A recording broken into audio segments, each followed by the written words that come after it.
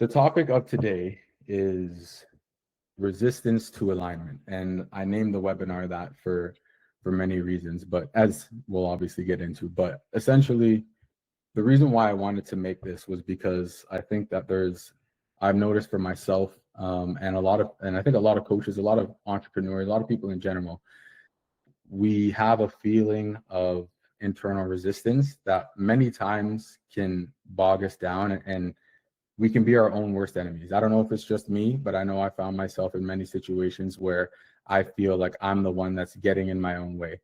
And when I try and identify what that feeling is, to me, the term that resonates is internal resistance. So today's webinar, what we're going to do is I'll give you guys the game plan here. So what we're going to do is we're going to talk about internal resistance in detail. We'll start by defining what internal resistance is, and we're also going to talk about what the opposite of resistance is, which to me is when you're in alignment, right? And I know that's a popular buzzword in coaching that I'm sure we've all heard dozens and dozens of times, but I think there's a reason for it, and I do think it actually does hold a lot of weight. So that's what we'll get into, and then we're going to talk about how you can recognize each state. Then we're going to talk about what are the factors that are actually driving the internal resistance that we feel. Like, what's the root cause of internal resistance? And we're also going to talk about how you can leverage your internal wisdom, how you can use some of how you already have the answers that you need to navigate this internal resistance. And then I'm going to walk you guys through a step-by-step framework on how we can do that. And for anyone just joining who missed like the first minute or two, the topic is internal resistance. All right, so let's keep it moving here. So you guys might be asking, who is this guy? You guys don't know me, I don't know you, so I figured I would give a little brief introduction. So I graduated from the Jay Shetty School in August of 2024. And right now I'm a mindset coach. So I work with purpose-driven entrepreneurs, and right on brand, I help them navigate internal resistance so that they can create impact, so that they can really get out of their own way and serve the people that they want to serve. A little bit of background, I don't want to bore you guys too much, but I started off, I had a finance background. So I started off actually trading, day trading. I traded in foreign exchange currencies. And the reason why that's relevant is because a lot of success in the financial industry has to do with your mindset. A lot of it has to do with how you can navigate the psychological ups and downs. If anyone has ever bought a stock or been in anything like that, the feeling that you get when you can see yourself losing money, or the high that you get when you see money going up in your account, that was really amplified in my line of work prior to this. So long story short, because I had a finance degree, I told myself that, and I didn't even realize it, but I ended up telling myself that I needed to make 6 figures before I could actually do the thing that I was passionate about. And it wasn't until I ended up coming across a book called The Way of the Superior Man, and it just really brought to my attention how important it is to just start doing what it is that you love to do today. And I'm sure all you guys have recognized that. I'm sure that's probably a big portion of why you guys are all coaches. And once I had that realization, it led me to the Jay Shetty certification school. I met a wonderful mindset coach, and she was actually the one who helped me realize this stuff. Before I met her, I didn't know that I had this internal narrative that was holding me back. I didn't know that I was tying my self-worth as a man to my ability to be a successful trader. And it wasn't until a mindset coach helped me, named Marlene, she helped me really uncover those things. That's what led me to my coaching journey now, so that I always thought I'd be coaching people trading. But once I had this conversation, once I had these sessions with this coach, it just completely changed things, and it allowed me to get into alignment. And so that's kind of how I got to where I am today, if that makes sense. So now I want to ask you guys about internal resistance. I want to start by asking you guys, what is it? What is internal resistance to you? When I bring up that word, what's coming to mind? Feel free to unmute or throw it in the chat. Either option's fine.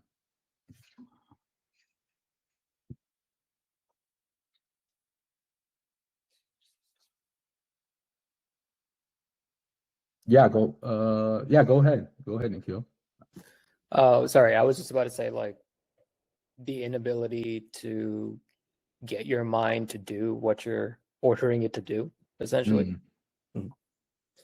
Yeah, I think that's a great definition. Anyone else have anything they want to add, any insights they want to share? Oh, it looks like, is there something in the chat here? No. Okay. I'm thinking about limited beliefs. Yeah. What are you thinking about limiting beliefs?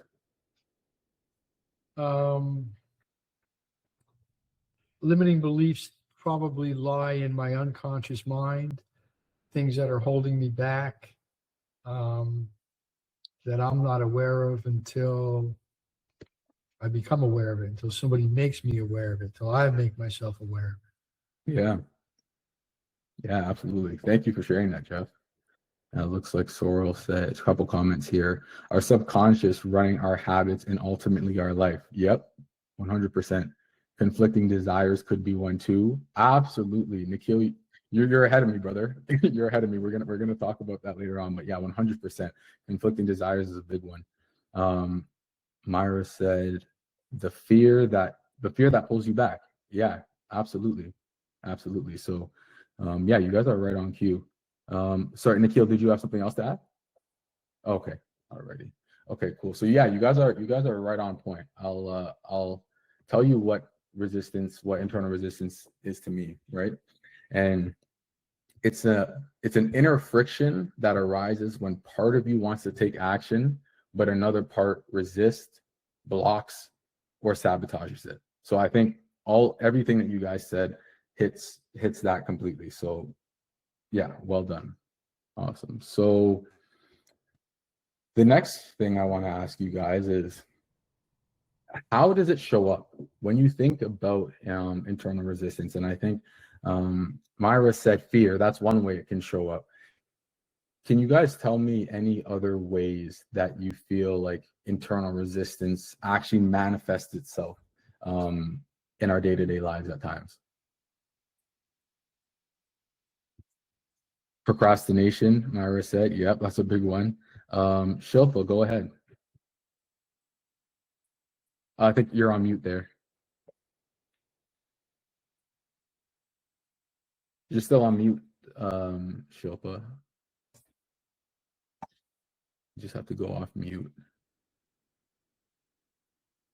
Can you guys hear her? No. Okay, me neither. Looks like she might be frozen. We'll see if she comes back here. Oh, looks like she just joined again. Me? Shilpa, Can you there hear you me are. now? Yeah, Can we you can hear hear me you now? now. Yes. Okay. Negative self-talk. Yeah, negative self-talk. Let me ask you to get a bit more specific. What does that negative self-talk, what is it around? Around anything that you have a desire, you get something, but our other voice behind is like, it's not enough, or it's you are successful, but there's something you 90% you're successful and 10% goes your area you're not successful. You always bring the negative 90% versus positive. So Yeah. like those kind of self-talk. Yeah, so it sounds like you're describing self-doubt. Would that be fair to say? Self-doubt. Yes, Yeah. yes. Yeah, that's a big one. That's a huge one. And you guys, a lot of people saying procrastination in the chat. Some people said burnout. Definitely. I'm glad that you said that, actually, Nikhil. I think burnout's a huge one, especially if there's any fellow overthinkers that are in our chat, that are in the meeting. Just how often do we just spend our time being exhausted because we're battling ourselves internally, and it leads to burnout, right? So no, I think that's right on. So once again, you guys beat me to the punch. So these are some of the very common common ways, right, that I see. Overthinking, that's a big one. Perfectionism, that's a really big one. That also leads to procrastination, fear, and self-doubt, right? And there's tons of other ones, but those are some of the most common ones that I see, and how they often manifest, right? Okay, and then why do you guys think internal resistance shows up? In other words, what do you think it's telling us when we're experiencing internal resistance? Protective mechanism. Yep. What do you think it might be protecting you from? Failure. Failure. Yep. That's a big one. Absolutely. Shilpa, go ahead. I just saw you raise your hand there. Yes. It's about your beliefs that something is, you think it, the subconscious program, I guess. It's something you are doing and your inner voice says, no, it's not right, because that's how you are hardwired. So even though you try, it just holds you back. Yeah, absolutely. Absolutely. And I think Nikhil actually touched on this earlier, and essentially what you guys are saying is the same thing that I'm saying here, which is it's a conflict between your current beliefs, your values, and your desired action, right? Because, and I think that everyone in this call at least can relate to this. As coaches, as life coaches, and people that chose to do this in our career, I think we're always evolving. We're always trying to improve. And I think when there's a conflict between our current beliefs and the current values and the beliefs and the values that we actually need to embody to get to that next version, that's where the internal resistance comes in. All right. And to me, the term that I like to use for that is, I think that's when you're out of alignment. I think internal resistance, it's a symptom of being misaligned in some way, shape, or form. Right. So let's get into a bit more of the specifics and talk about what actually drives the internal resistance. All right. So there's three things that I've noticed from my work with clients and my own self-reflection. There's three main things that I think really drive internal resistance. The three things are: one, a lack of clarity; two, an unmet need of some sort; and three is conflicting values. One or a combination of those three things is almost always the source of internal resistance from what I've experienced and from what I've seen. So we'll go through them really quickly. So a lack of clarity. This is a big one, and even for us coaches, I think we're probably some of the most self-aware people. Hopefully, we're some of the most self-aware people out there, since that's what we're helping people with, right? But it's like the same thing that we tell our clients, like we can't always see our own blind spots, and a lack of clarity, specifically around the person that we're becoming and the person that we want to become. I think that's a big driver, because there's a difference between what we might want today, the current version of ourselves might want, and what the person that we are looking to become, the identity that we're looking to step into, what do they truly want? What truly aligns with them, right? So a lack of understanding or clarity around that can definitely drive internal resistance. The next thing is our unmet needs. And actually, I got this idea from a great coach within the Jay Shetty community. I think Mira Butler, she's the first one that brought an unmet need, that idea, to my attention. And you're going to see these 6 words here. They actually are Tony Robbins. If they look familiar, Tony Robbins has identified these as the 6 human needs, 6 needs that all humans have. And I'll just go through them now, and you can consider whether, when you're feeling internal resistance, which of these might be at play. So there's the need for certainty, right? Certainty or comfort. That's one human need. There's also the need for uncertainty, which might sound counterintuitive, but that also is a need that we have, a need for novelty, right? Or uncertainty. There's a need for significance, right? Feeling that we matter, knowing that we're important. There's love and connection. I think we all want to feel love. We want to give love. We want to be able to connect with each other. That's a big one. And for us, the last two, I think, as coaches are huge for us, which is growth in, you know, any area, and then contribution.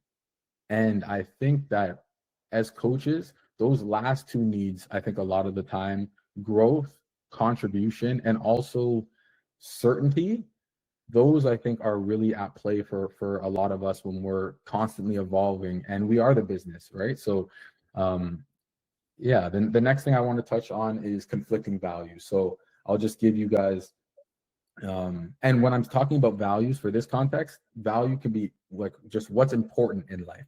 That's what you can consider a value. And I'll just give you some quick examples, some real life examples from people that I've worked with, right? So I like to call them use the term perpetual planner. These are, and I am myself a perpetual planner at times, right? But values that might be at play for perpetual planners might be education versus experimentation. I'm working with someone right now, and they have an idea that knowledge is power.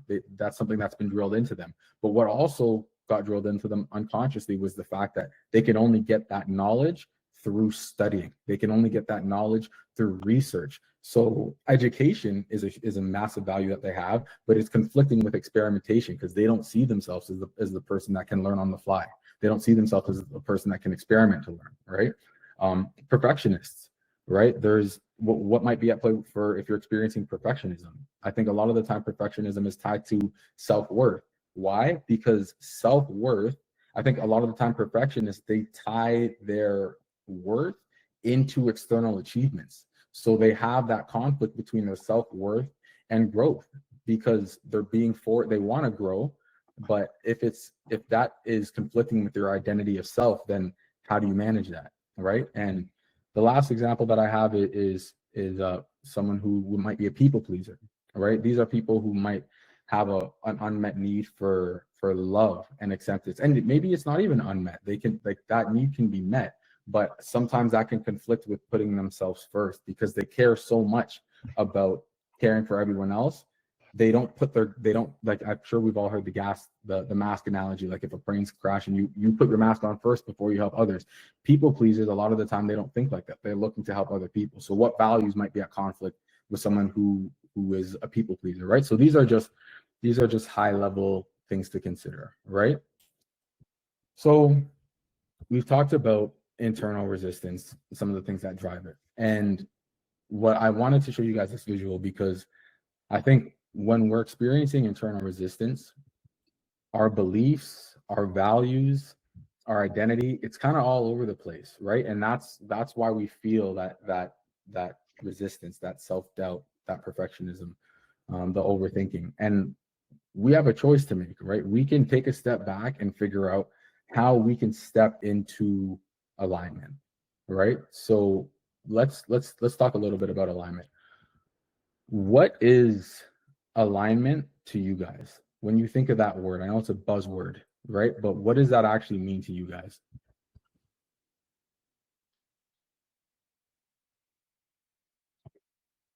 Again, feel free to either throw in chat or raise your hand.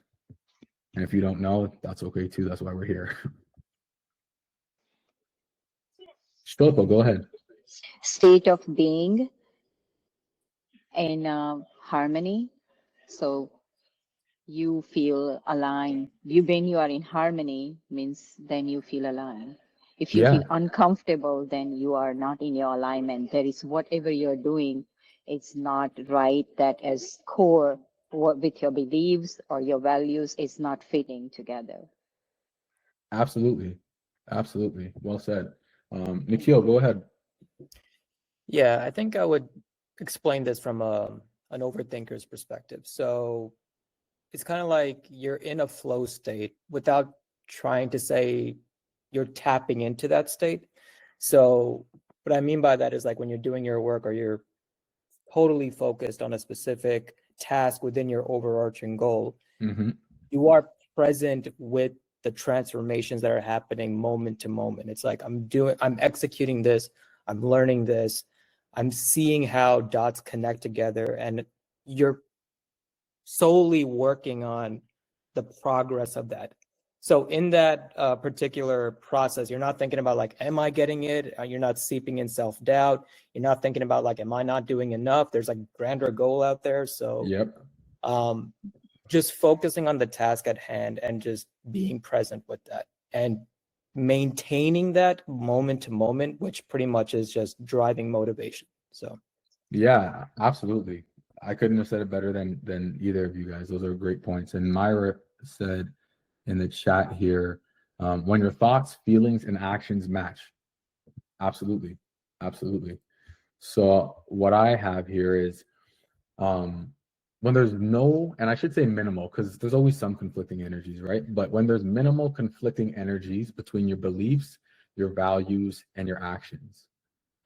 Just like you just said, Nikhil, when you're consistently operating in a free-flowing state where being has met doing, you're present, right? And this is where the magic happens. I'm sure we've all felt like this at one point or another where we have felt fully in alignment. And I believe that this is when we can perform at the highest level, when we can actually maximize our potential. Is how can we stay aligned as much as we possibly can, right? So let's talk about how it shows up. I'm just gonna move forward just a little bit here. So how does it show up? You guys tell me before. Sorry. Yeah, actually, no, I do want you guys to answer this. How does it show up? How do you guys, in other words, how do you guys know when you're in alignment? How does it feel? How do you know?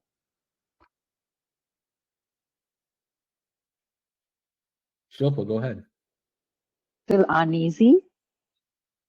You feel uneasy when you're in alignment, or it feels easy? No. When I'm in alignment, I feel easy. Then Easy, my right. my thoughts, my words, and actions are in alignment. Then I feel easy. But when I am not in alignment, then I feel some kind of discomfort.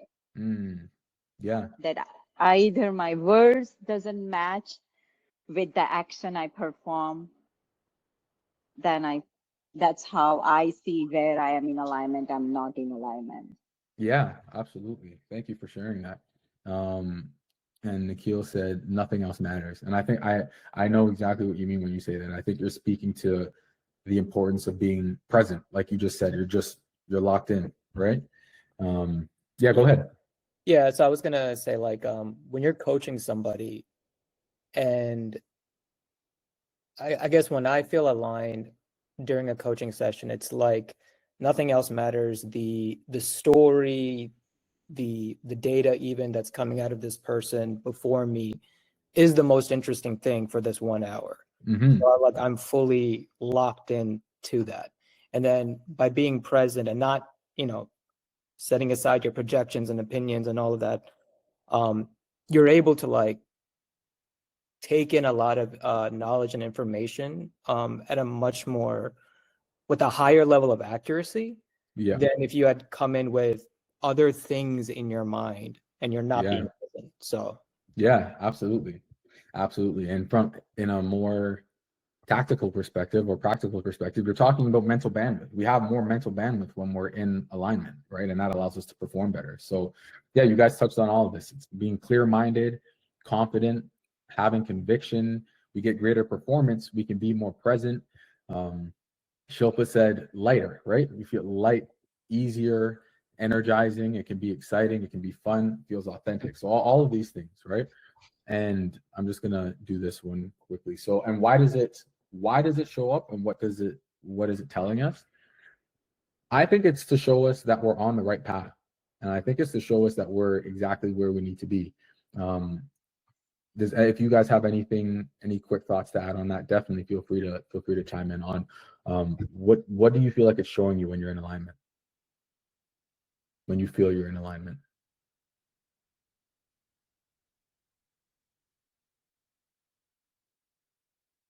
Shilpa, go ahead.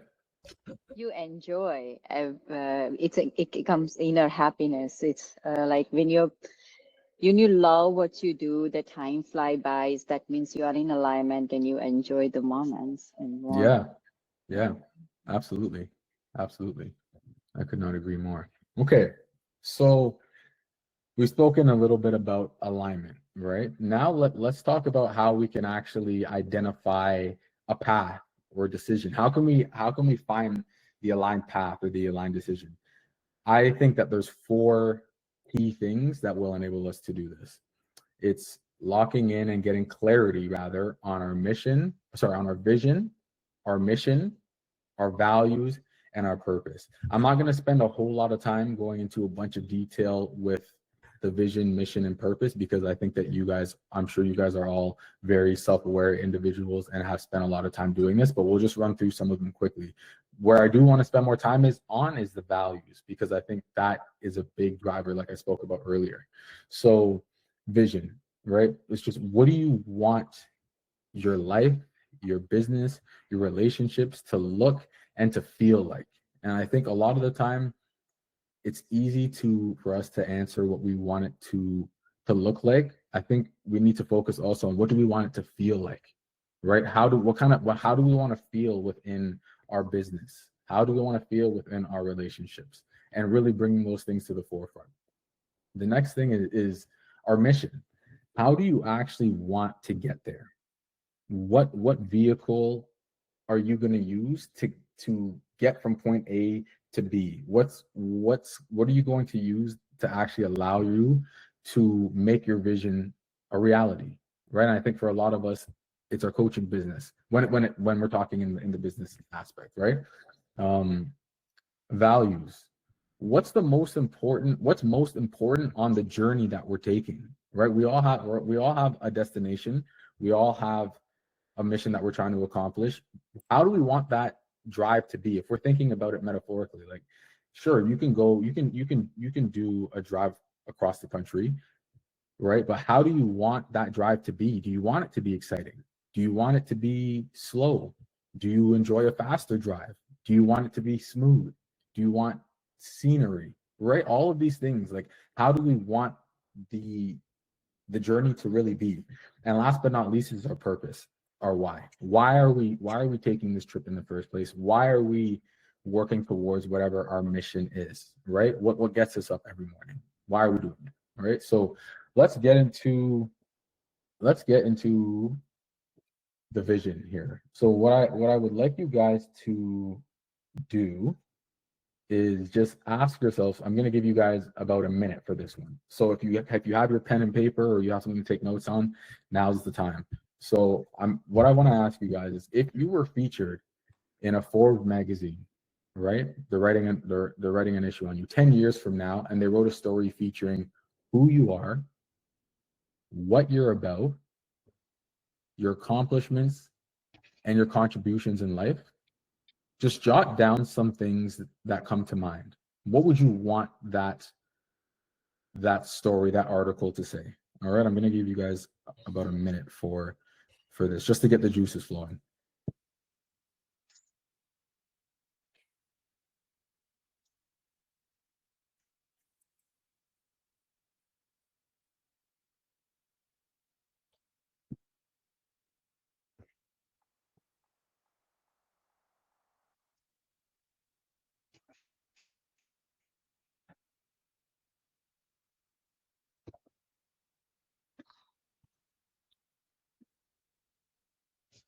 Give you guys another 30 seconds or so.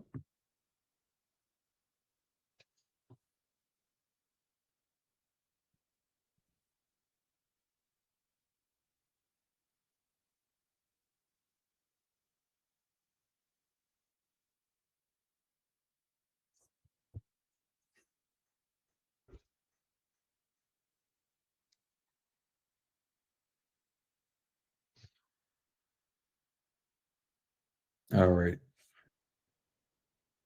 So I know this obviously was not a whole lot of time. That the point isn't to be able to get everything out, but I just want to get your minds going. And I can always give you guys these questions after, if you want to return to them. Jeff, go ahead, man. I'd say a compassionate individual, entrepreneur, goal-driven, passionate about connecting with others. That's beautiful, man. I like that. Thank you for sharing that, Jeff. All right. Now let's talk now a little bit about our mission. All right. I'm gonna give you guys, let's see, actually, let me just do a quick little time check here. Yeah, okay. Let's focus on, yeah, well, I'm gonna give you guys 1 minute for the first question here, which is, what problem that others experience do you feel most compelled to solve?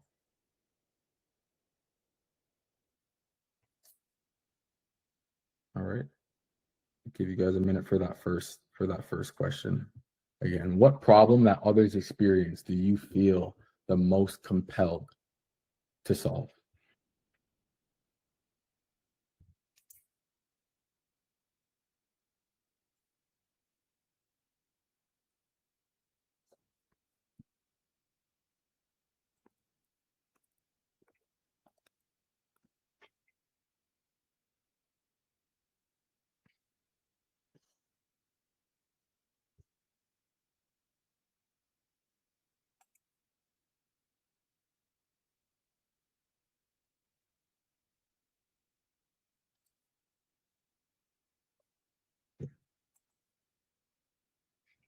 All right.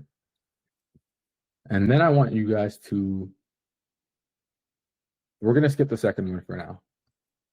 What I want you guys to ask yourself is, what future version of yourself are you trying to step into right now? And why does that matter? So if you think about the version of yourself that you are really trying to embody, what version of yourself is that? And why does it matter? I'll give you guys another minute for this question.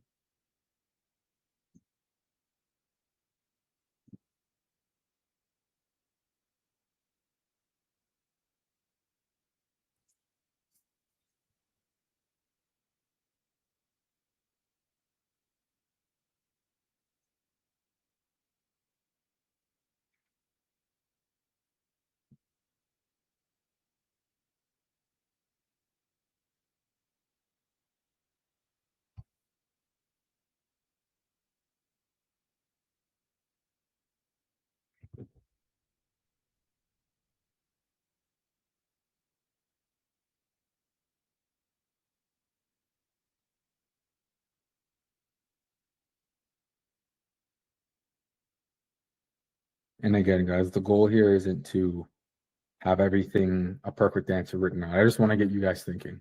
All right, that's the purpose here. I'm happy to send these questions to you guys after so you can reflect more deeply on it. Right. So moving right along here, right? The next thing that I really want to spend some time on is values, right? I provided a list here of some of the most common values, but I want you guys, if this helps you, great. If it doesn't, that's fine too. I just wanted to give you guys some options, but there's a couple questions here that I want to ask you guys. And the first question is this: what non-negotiables guide how you live, how you work, or serve, even when it's difficult? All right, I'll say that one again. What non-negotiables guide how you live, work, or serve, even when it's difficult?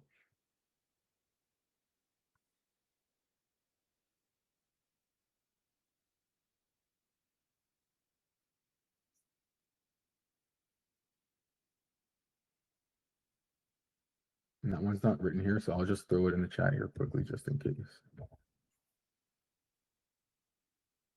Actually, you know what? I should, yeah.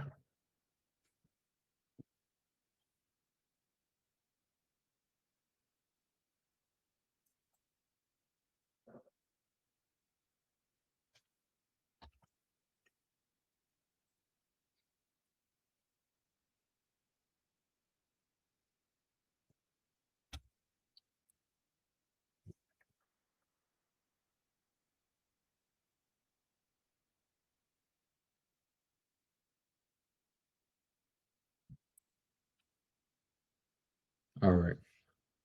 Give you guys about 10 more seconds. Jeff said that's a good idea, Jeff. Also, if you guys feel free to throw them into the chat. Jeff said love, gratitude, and integrity. Awesome.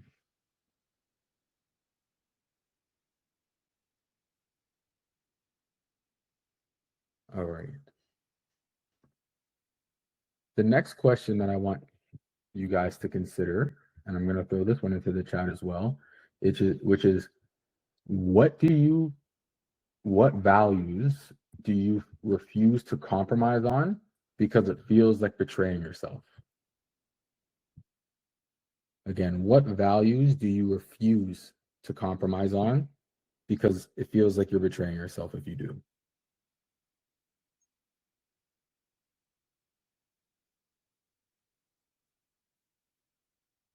Integrity and honesty. Honesty is a big one for Myra. Yep. The biggest one for her, she said.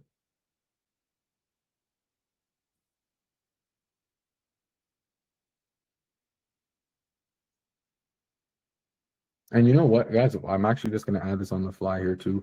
Just consider in the context of your business, what values you want to honor in that context, because I know a lot of the time that's where a lot of the internal resistance can stem from. So exact same question, but also consider like what values in your business do you refuse to compromise on because it feels like you're betraying yourself or your clients?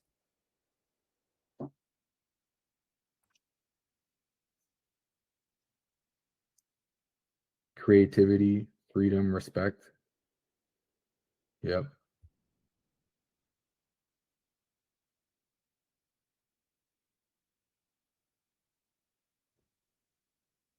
Awesome, guys. I'll give you about 10 more seconds or so.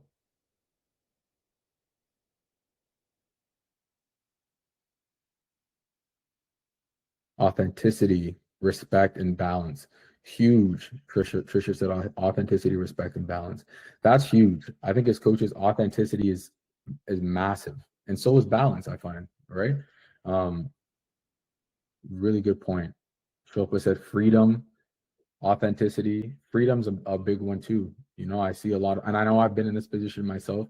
A lot of the times we can be so focused on serving clients and growing a business that we can pin ourselves into a path that really doesn't allow us to get the freedom or the authenticity that we really wanted to have in the first place. So I think that's a really good point. Compassion, kindness, honesty for business. Nice. Awesome, guys. Love all the participation. I appreciate that, guys.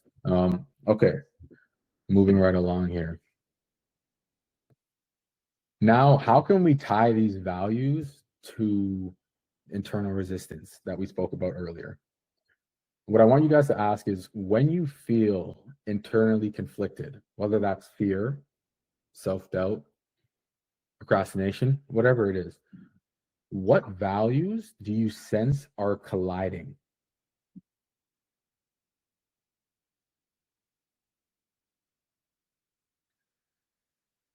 Can you put that list of values back up, Myles? Yeah, absolutely. And I can write the question I just asked in the chat here.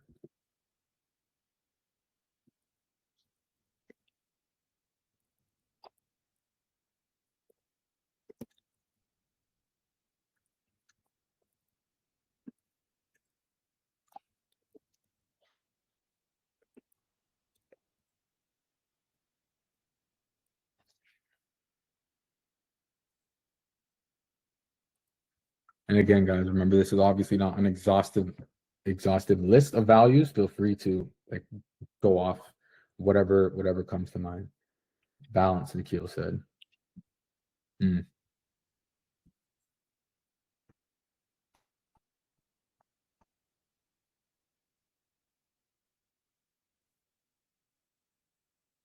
And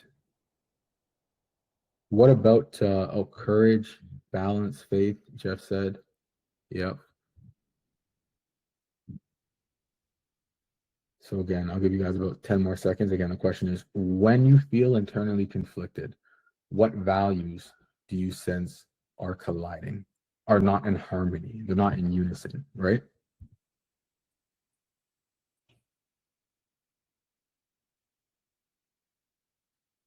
Okay. Discipline, courage, and faith, Trisha said. Nice. Honesty, said Shilpa. Nice. Awesome, guys. Okay. So moving along here.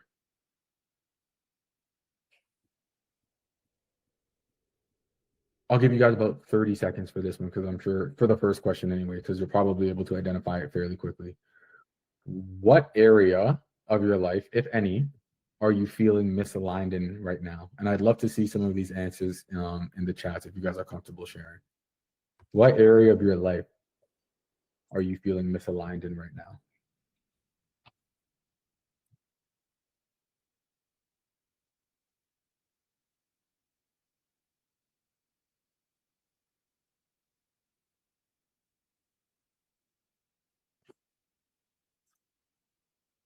Spirituality.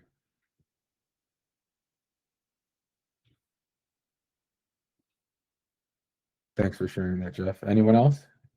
Anyone else that has an area in their life that they're just feeling that internal resistance and something feels off, something feels out of alignment?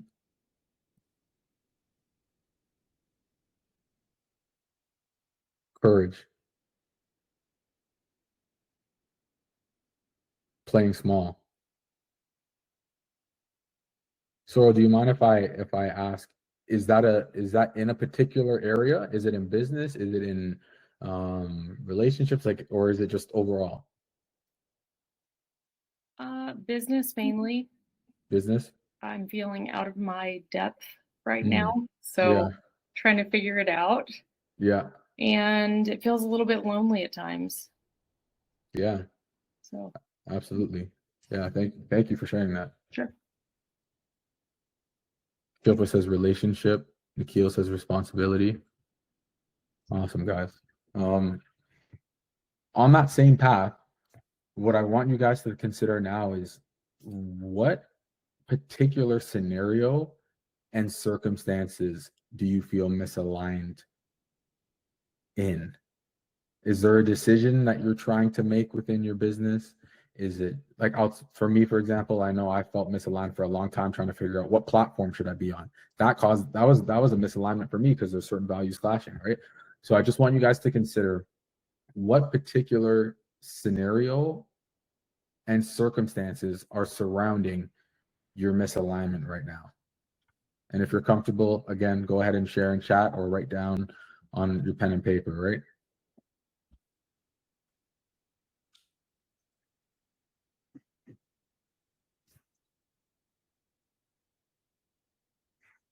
Shilpa, go ahead. I want to share this. I want to ask you. I feel this is a inner conflict that I feel in. It's what I'm learning, what I wanted to, what my purpose is. I don't feel because I'm successful in my business, what I'm currently doing, but the same client, if I want to help them with something what I have learned through coaching or RTT or NLP, I feel charging them is still feeling uncomfortable with me because I feel that uh, something, my stomach gets tightened. Like, okay, you have this knowledge, you acquire. God, faith has some other purpose and reason to give you what you are acquiring, then Right. how big way how I can give. So that's something I always feel like whenever it comes to topic of like business, it holds me back that, okay, I am successful in the area I am. I want to learn this and I just want to give. Yeah, absolutely. Yeah, thank you for sharing that. I think that's a really common thing. I think that a lot of coaches have experienced. I know I have as well.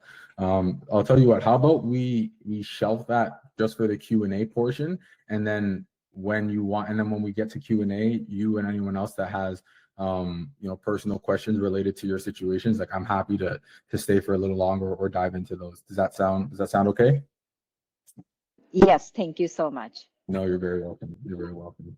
Okay, so, and the last thing, guys, I just want to get into, because based on these answers that I'm getting, it looks like you guys have some things in mind. So I just want to wrap up a little more quickly so we can get to some questions and we, can connect with you guys. But last two questions in regards to values, if you guys want to take these away with you, and again, I can send you guys any of this information, but identify what values are actually conflicting. And I'll give you guys a hint on what I see as being very common is a lot of the time I find that there's a conflict between how much we value growth, personal growth, and how much we value safety or comfort. And I think a lot of the time we have to come to grips with why that is and what's going to be necessary for us to actually step into the identity that we need, right? That we want to step into to serve our clients best, to serve our families best, our partners best, all of those things, right?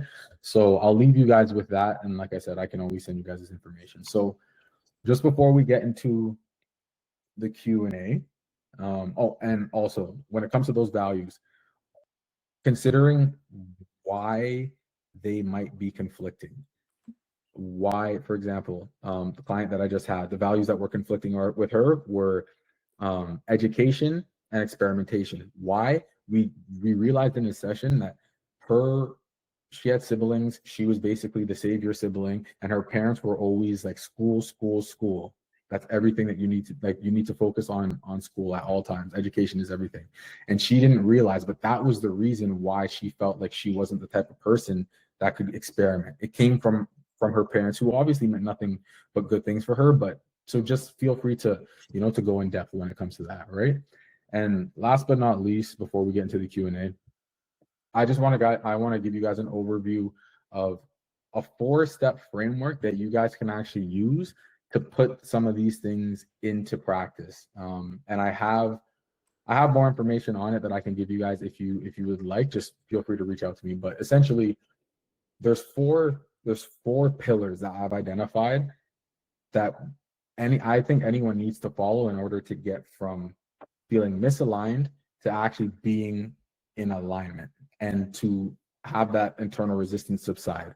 Those 4 pillars are identify, reframe, implement, and execute. And I'll just run through those really quickly for you guys. So the first thing is identify. First thing we need to identify is our vision, our mission, our values, and our purpose. We went about this deep on this stuff today, and when it comes to the mission, the vision, and the purpose, but it's a start, right? And the more clarity you get on that, the easier it is going to be to move towards alignment.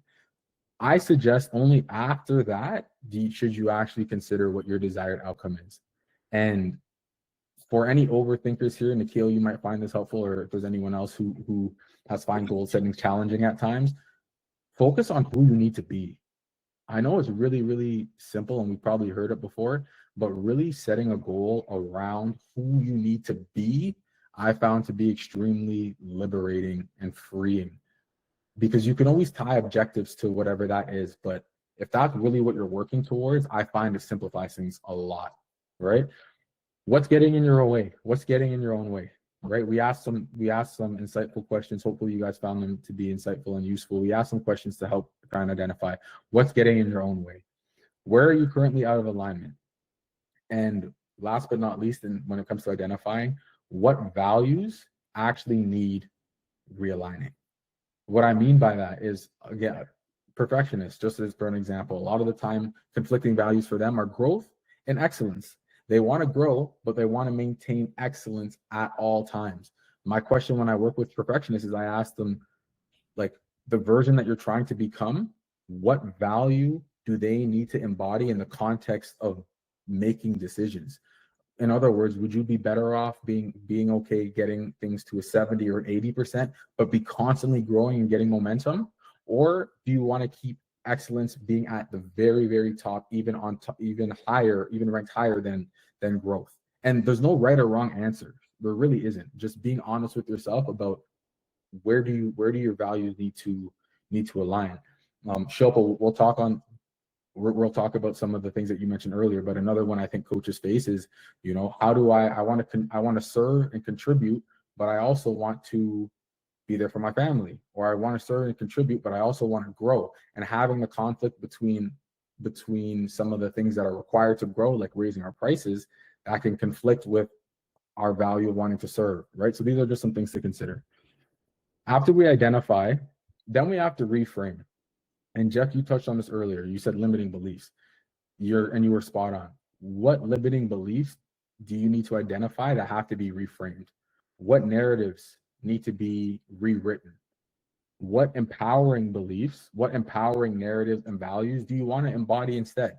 If you're someone who is a perfectionist, how can you change that? How can you change that narrative if that's something that you want to do?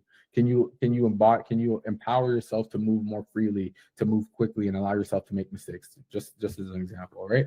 And how you can identify, and last but not least in this, is how can you identify when you're in or out of alignment? And this is really important. And I don't know if you guys might want to take a note on this one. I find what really helps is to name the different parts of us that we feel are conflicting, because we all have different parts within our identity that make us up. And if you can actually name it with something that resonates, it can help you identify in the moment, oh, I'm being this version of myself, but this is who I need to be right now. So for me, I name the versions that I name myself are like mogul Myles and there's student Myles. Student Myles is always asking everyone questions. He's looking externally for answers. He wants to make sure everything's right. There was a time for that. That time is not, that's not what I need right now in this phase of my life. Right now, I need to be mogul Myles. I need to trust myself more. I need to move with intention. I need to move with speed, all of those things, right? So how can you name the different parts of you so that you can identify in the moment, oh, you know what? That's the version that I need to leave. I'm not stepping into the identity that I need right now, all right? And next is implementing.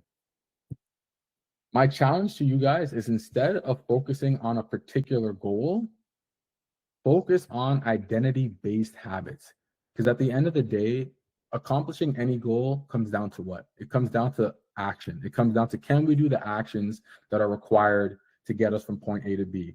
It's my belief, like James Clear talked about in his book, Atomic Habits, if you focus on being the person and you focus on the inputs and the actions, you're going to reach your objective, right? So focusing on what actions, behaviors, and mindset the person that you're trying to become would exemplify. That's how we reinforce the identity, is by implementing identity-based habits. And for anyone, if you haven't read Atomic Habits, huge help when it comes to this, okay? And last but not least, just before we get into some questions, is execution. I don't know about you guys, but I see so many things online everywhere I look about the perfect system, the perfect way to do this, that. And I've come to the realization after countless hours of overthinking that it's not one size fits all. You have to find what works for you. Don't be afraid to experiment. Don't pick everything as the gospel. And notice how this is last. I didn't say execute first. We need to do all those other things. We need to identify, reframe, implement, do all of that before we focus on the execution phase, right? And that is based on what output-based milestones do you want to commit to working towards, right? How can we find a system that works for you and allows you to simplify but effectively measure performance? How can we ensure that we're adjusting, that we're refining, that we're experimenting, and that we're continuously challenging ourselves, right? And just keep in mind, there's a reason I put this, it's a work in progress, right? It doesn't have to be perfect. We just want to continuously be moving in the right direction, all right? So that's what I have for you guys. That's what I have for you guys. I hope that it was, that you guys took some value from it. I hope that it was helpful. And I'd love to open up the floor to any questions that you guys might have now.